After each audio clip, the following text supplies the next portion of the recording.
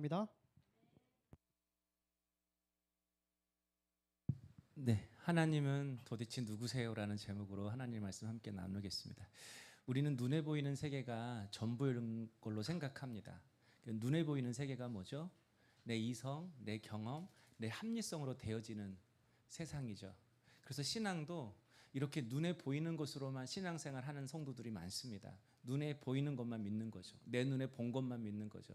내 이성으로 이해되는 것만 믿는 거죠. 내 경험으로 경험한 것만 믿는 거죠. 그래서 하나님을 믿지만 항상 내 경험, 내 이성, 내 수준에서 하나님을 제한하면서 신앙생활 할 때가 많이 있습니다. 하나님을 믿지만 하나님을 믿는 목적이 그저 내가 도덕적으로 윤리적으로 최선을 다하며 살아가는 것, 거기서 머무를 때가 많이 있는 거죠. 성경을 봐도 기적 같은 건 잘 믿지 않습니다. 기도를 해도 내가 할 수 있는 거, 가능한 거, 내 머릿속에는 이거 불가능하다 이런 거 기도하지 않습니다. 이게 눈에 보이는 것으로만 신앙생활 하는 것이죠. 굉장히 매너 있고 지성적으로 보입니다. 그런데 굉장히 매너 있게 하나님을 제한하는 거죠. 굉장히 매너 있게 하나님을 향한 내 믿음을 제한해서 내 수준에서만 신앙생활을 할 때가 많이 있습니다. 그래서 하나님은 때론 우리의 이런 믿음의 눈을 열어주시는, 다시 말해서 영적인 세계의 지평을 열어주시는 사건을 허락하십니다. 영적인 세계가 뭐죠? 내 노력, 내 끈기, 열심, 계획 이런 것도 중요하지만 하나님의 뜻, 하나님의 목적, 하나님의 열심도 있다라는 거예요. 내가 내 뜻, 내 계획을 이루어가지만 하나님은 하나님 차원에서 하나님의 뜻과 하나님의 목적을 이루어 가신다라는 거예요. 내가 연약하고 실수하고 넘어져서 내가 계획한 것이 어그러졌다 할지라도 나를 향한 하나님의 계획은 어그러지지 않아요. 왜냐하면 우리 하나님은 무한히 선하시고 무한히 지혜로우시고 무한히 전능하시기 때문에 나를 향한 그분의 계획을 신실하게 이루어 가십니다. 이게 영적인 세계입니다. 이게 믿음의 세계입니다. 여러분이 엎었다 뒤펐다 넘어지고 이렇게 시험 들고 슬럼프 오고 떨어지고 헤어지고 이런 인생의 여러 가지 사건들이 있지만 그것들이 여러분의 인생을 결정하지 않는다라는 거예요. 왜냐하면 여러분 위에서 여러분과 함께 하시는 그 하나님 여러분의 인생을 인도하십니다. 그게 보이세요? 그 하나님이 보이세요? 그 하나님이 믿어지세요? 예. 이 믿음의 눈 열어주시기 위해, 이 영적인 세계 열어주시기 위해 하나님은 때론 우리에게 사건을 허락하십니다. 아브라함에게도 사건을 허락하셨습니다. 그게 뭐였냐면 기근이었어요. 기근. 아브라함이 하나님의 약속 하나 믿고 수백 킬로를 걸어서 약속의 땅 가나안 땅으로 왔습니다.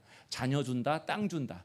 근데 가나안 땅에 왔더니 장막 칠 곳이 없어요. 땅 한 평이 없어요. 이미 가나안 사람들이 다 차지하고 있는 거예요. 그래서 점점 남방으로 내려갔어요. 그런데 거기다가 기근까지 만났어요. 그러니 아브라함이 어떻게 하죠?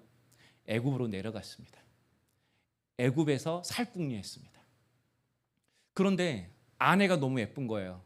사레가 너무 아리따운 거예요. 그러니 걱정이 되는 거죠. 나를 죽이고 아내를 빼앗아가면 어떻게 할까? 그래서 아내 사라를 누이라고 속입니다. 이때 사라의 나이가 65세입니다. 여러분 그럴 수 있나요? 아브라함이 175세에 죽거든요. 그러면 지금 나이로 환산하면 아브라함은 75세 때 떠나는 것이 아니라 40대 초반 중반에 떠난 거예요. 사라의 나이는 어떻게 되죠? 그러면 10살 밑이니까 30대 초반 중반. 그러면 그럴 수 있죠. 그리고 사라는 셈족 계열입니다. 백인이죠. 이집트 사람들 다 피부 탔죠. 근데 하얗죠. 눈에 튀는 거예요. 근데 누구 눈에 튀었는가? 옆집 아저씨도 아니에요. 부동산 왕도 아니에요. 좋은 차 가지고 차 타라 그런 사람도 아니에요. 애굽의 왕 바로에게 눈에 튀었어요. 그리고 애굽 왕 바로가 집창금을 주면서 그 사라를 달라고 이야기를 해요. 고대 문화는 남편 있는 아내를 빼앗기 위해서 남편을 죽이는 수밖에 없어요. 그래서 그런 일들이 많이 일어나. 대신에 동생을 데려올 때는 아버지나 오빠한테 허락을 맡아야 돼요. 이게 고대 문화예요. 그러니까 아브라함이 머리를 쓴 거죠. 누이라고 하면 어떻게 해요? 내가 허락 맡아야 되는 거죠. 그래서 안 돼라고 하면 그냥 위기를 넘길 줄 알았어요. 자기가 잘 풀어갈 줄 알았어요. 좀 머리 쓰면, 잔머리 쓰면. 그런데 누구한테 걸린 거죠? 바로한테 걸린 거예요. 바로가 지창금 주면서 누이를 달라 그래요. 거절할 수 있어요? 거절 못하죠. 애굽의 바로인데, 그 당시 가장 강대국의 왕인데 거절하면 바로 죽는 거죠. 그래서 어쩔 수 없이 아내를 줬어요. 빼앗긴 거죠. 여러분, 아내를 다시 찾을 방법이 있나요? 아브라함의 할아버지가 와도 안 돼요. 눈을 씻고 찾아봐도 자기 아내 되찾을 방법이 아브라함에게는 없어요. 근데 하나님이 아브라함의 인생에 개입하십니다. 아브라함이 아니라 바로와 바로의 집에 재앙을 내리세요. 여러분, 거짓말 누가 했죠? 아브라함이 했어요. 이 모든 일이 누구 때문에 생긴 거죠? 아브라함 때문에 그랬어요. 근데 하나님이 바로에게 벌을 내리세요. 성경은 하나님이 아브라함에게 책망하셨다 그런 내용은 없어요. 그냥 침묵하고 계세요. 아브라함이 잘했다는 건 아니에요. 근데 침묵하고 계셔요. 대신에 바로에게 재앙을 내리세요. 그래서 바로가 억울하죠. 그래서 18절 19절을 보면 어찌하여라는 이 말을 3번이나 합니다. 어찌하여 네가 거짓말했느냐? 어찌하여 아내를 누이라고 속였느냐? 어찌하여 나한테 이런 고통을 당하게 했느냐? 억울한 거죠. 억울하면 어떻게 해야 되죠? 안 갚아야죠. 복수해야죠. 그런데 바로가 복수하지 않아요. 아내를 돌려줘요. 그리고 지창금도 빼앗지 않아요. 그리고 그 지창금에다가 하나 더 한몫을 더 얹어서 돌아가라 그래요. 너 가나안 땅으로 돌아가. 여러분, 아브라함이 잘못을 깨닫고 나 약속의 땅으로 돌아가야지 그렇게 돌아온 게 아니에요. 바로 예수 안 믿어요. 그런데 바로가 하나님 있는 아브라함에게 야, 너 다시 믿음 생활 해야 돼. 너 보니까 안 되겠다. 너 다시 교회로 가야 돼. 그런 말 들어본 사람? 안 믿는 사람이. 저는 그런 말 많이 들어봤거든요. 너 요새 안 되겠다. 너 다시 믿음 생활해. 너 다시 교회로 가야 돼. 아브라함이 그렇게 가나안 땅으로 왔어요. 아내도 찾았어요. 내려갈 땐 돈이 한 푼 없었는데 올라올 때는 양, 소, 낙타, 금 다 손에 쥐고 왔어요. 여러분, 아브라함이 가나안 땅으로 돌아왔을 때 어떤 생각했을까요? 그 재물을 다 챙겨서 가나안 땅으로 걸어갈 때 어떤 생각을 하면 그는 다시 약속의 땅으로 들어갔을까요? 아, 역시 그때 거짓말하는 것이 신의 한 수였어. 이런 생각했을까요? 야, 역시 하나님은 능력의 주님이셔. 내가 거짓말해서 상황이 꼬였는데 하나님 이걸 다 풀어내시네. 야, 역시 대단해. 그랬을까요? 저는 아니라고 생각해요. 여호와, 당신은 도대체 누구시길래? 하나님은 도대체 누구시길래? 나 살자고 아내 버린 나를 하나님은 다시 나를 살리시는가? 하나님은 도대체 누구이시길래 빼앗긴 아내를 다시 도로 찾게 하시는가? 도대체 하나님은 누구이시길래 이제까지 자녀가 없다고 갈대아 우르에서 저주받은 가정이라고 수치와 조롱을 당한 이 부부를 하나님은 왜 이렇게 사랑하시고 인도하시는가? 도대체 내가 뭐길래 하나님은 나 살자고 아내 팔아버린 이 나를 여전히 인도하시고 지키시고 회복시켜 주시는가? 도대체 하나님 당신은 누구세요? 하나님 당신은 누구세요? 이런 생각하지 않았을까요? 가나안 땅에 올 때에는 내게 선물 주시고 축복 주신다고 했으니까 하나님 나에게 뭐 주시지? 전에는 항상 하나님이 뭐 주실까? 하나님 손에 있는 축복만 바라봤을 거예요. 그런데 이제는 그 축복을 주시는 그 하나님은 누구이지? 도대체 나를 가나안 땅으로 오라고 하신 그분은 누구이지? 그 하나님을 알고 싶고 그 하나님을 믿고 싶고 그 하나님을 따르고 싶어하는 그런 마음, 그런 생각이 아브라함에게 들지 않았을까요? 아브라함 한 거 없어요. 아브라함은 거짓말한 거였어요. 아내 속인 거였어요. 아내 팔은 거였어요. 그런데 하나님은 하나님 차원에서 아브라함을 인도하고 계셔요. 아브라함을 빚어가고 계셔요. 아브라함의 실수도 실패도 그의 넘어짐도 하나님은 사용하셔서 아브라함을 믿음의 사람으로 만들어가고 계셔요. 이게 믿어지세요? 여러분도 그렇게 하실 것을 믿어지세요? 이 믿음의 눈이 열리길 원해요. 아브라함만 그렇게 하시는 것이 아니라 나 약해도 나 실수해도 나 떨어져도 나 부족해도 하나님은 나의 약함까지도 사용하셔서 당신의 뜻을 지금도 이루어가고 계신다. 이 믿음이 있어야만이 청년 때 흔들리지 않습니다. 이 믿음이 있어야만이 여러분 믿음으로 우리에게 주어진 삶을 살아가고 있습니다. 아브라함이 이 기근의 사건을 통해서 아내 빼앗긴 그 사건을 통해서, 자기의 실패한 그 사건을 통해서 믿음의 눈이 확 열렸어요. 아, 내 힘으로 사는 거 아니구나. 하나님 함께 하시구나. 나 혼자 있는 게 아니구나. 내 등 뒤에 하나님 계시구나. 나 혼자 이 세상을 살아가는 것이 아니구나. 내 위에 그분이 나를 보고 계시고 그분이 지금도 내 삶 속에서 일하고 계시구나. 이게 깨달아졌어요. 그래서 이 사건을 이후로 아브라함의 태도가 달라져요. 여러분, 이 믿음의 눈이 열려야만이 여러분도 안 될 때, 막힐 때, 내 한계를 경험할 때 낙심하지 않아요. 절망하지 않아요. 믿음의 눈을 들어서 하나님을 보게 될 거예요.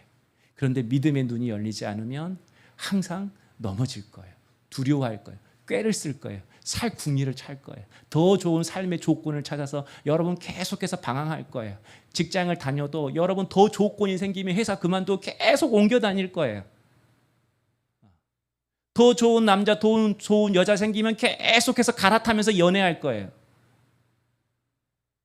여러분, 아브라함이 기근 때문에 애굽으로 쑥 내려간 게 아닙니다. 우리는 어떤 어려움이 오고 고난이 오면 그 큰 고통 때문에 한 번에 내 믿음이 꺾어져서 내가 넘어지고 하나님을 떠난다고 생각해요. 그런데 9절에 보면요, 아브라함이 점점 낭방으로 옮겨갔더라는 말씀이 있습니다.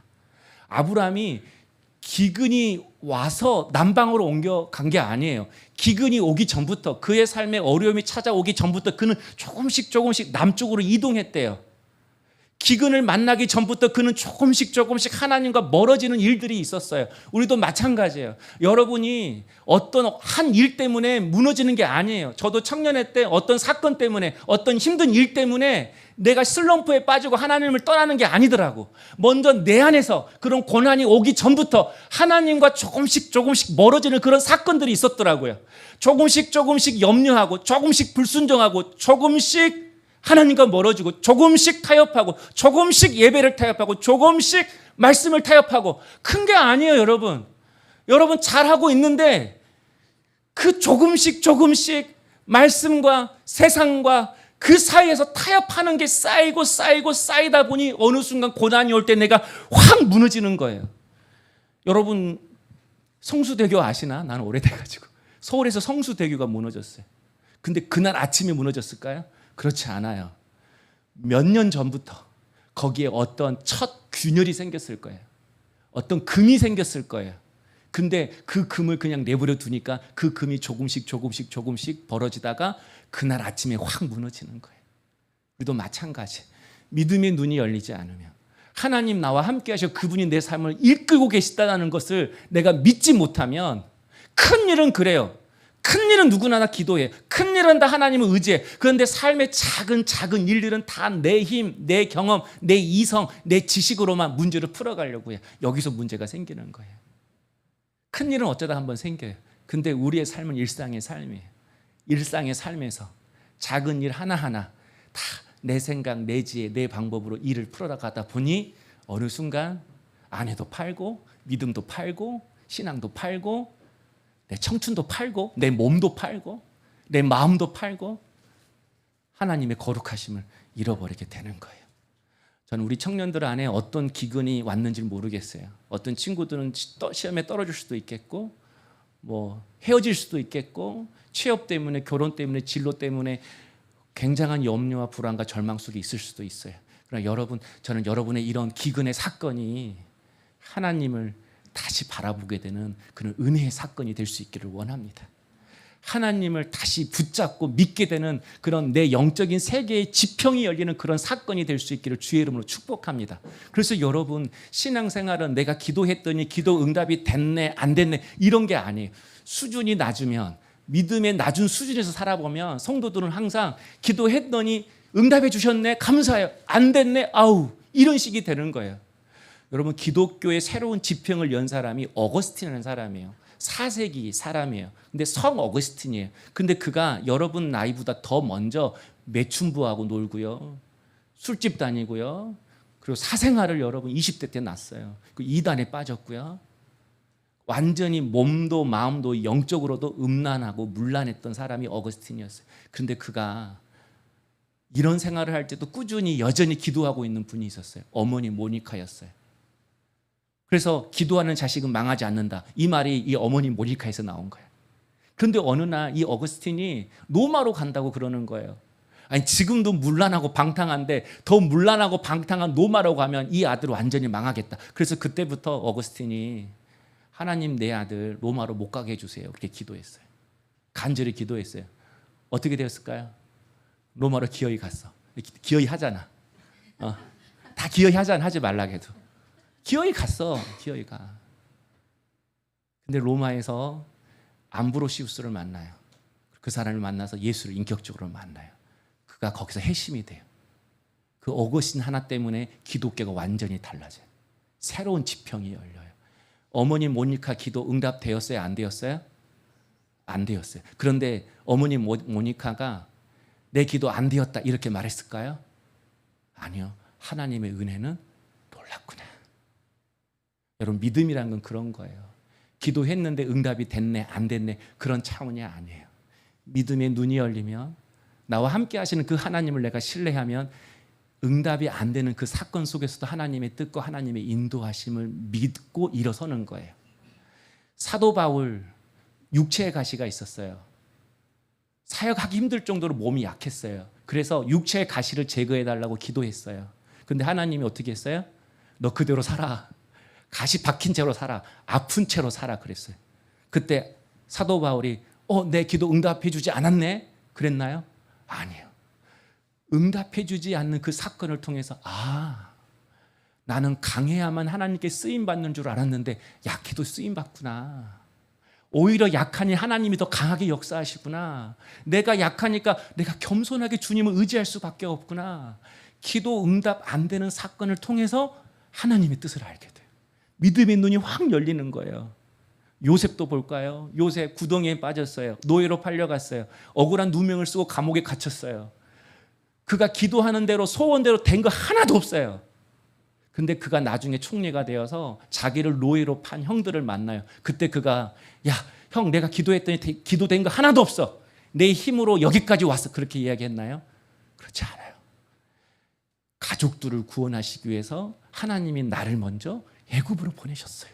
구덩이에 빠지고 노예로 팔려가는 그 사건이 나를 인도하시고 빚어가시는 하나님의 계획이었어요. 뜻이었어요. 이렇게 고백하는 거예요.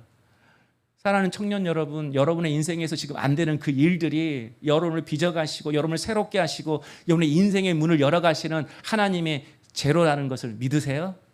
아멘. 이 믿음이 생기길 원해요. 그러면 두렵지 않아요. 사람의 환경에 연연하지 않아요. 새는 비바람 부는 날 둥지를 짓는데요. 아니 왜 맑고 쾌창한 날씨에 둥지를 짓지? 왜 비바람이 부는 날 둥지를 짓죠? 바보라서? 우리 머리 나쁠 때 뭐라고 하죠? 새? 새?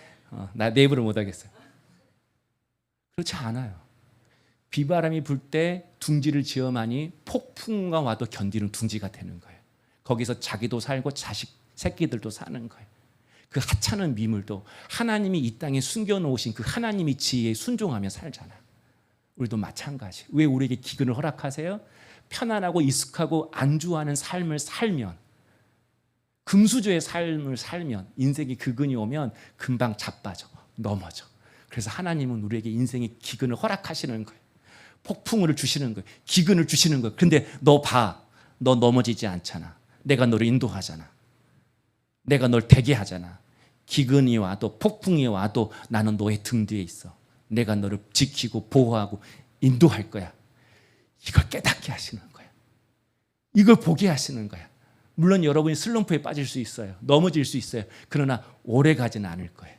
공동체는 떠나지 않을 거예요. 하나님은 붙잡고 있을 거예요.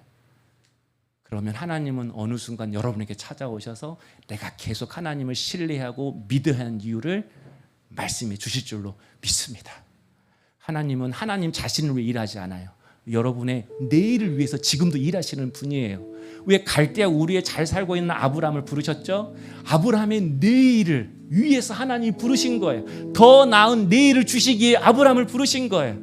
왜 인생의 기근을 허락하시고 아내도 빼앗기는 그런 어려움의 사건을 허락하신 거죠? 아브라함의 더 나은 내일을 위해서 하나님이 그렇게 하신 거예요. 믿음의 사람은 꾀로 사는 것이 아니라 하나님이 주시는 그 믿음으로 살아야 함을, 이 사건을 통해서 믿음을 주셔서 어떠한 인생의 기근이 와도 그 기근의 날을 믿음으로 살아갈 수 있는 내일을 만들기 위해서 하나님은 그 사건도 허락하시는 거예요. 왜 여러분에게 인생의 기근을 허락하시고 청년의 어려움을 허락하세요? 여러분의 내일을 위해서 하나님은 그렇게 하시는 거예요.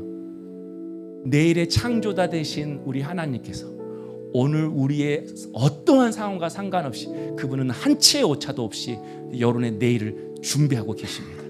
그리고 그 내일로 여러분을 인도하실 것입니다.